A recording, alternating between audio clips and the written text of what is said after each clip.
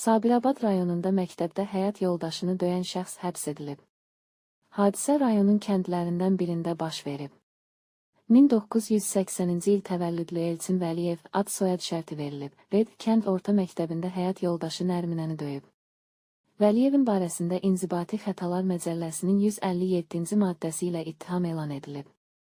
İş üzrə izahat verən Vəliyev özünü təqsirli bilməyib. O, ifadəsində göstərib ki, arvadı bir neçə ay əvvəl yaşadıkları evi tərk edib və atası evinə gedib. Onun bu hərəkətinə etiraz etdim və kənd məktəbində arvadım ilə mübahisə etdim. Lakin onu vurmadım. Zərərçəkmiş Nərminənin sözlərinə görə məlum hadisə günü səhər saat 9 radələrində kənd məktəbində əri onun qarşısını kəsib, mənim üz nahiyəmə şillə, qarın nahiyəmə təpik vurdu, mənə xəsarət yetirdi. Mən onunla barışmamışam, barəsində həbs növündə cəza təyin edilməsini istəyirəm.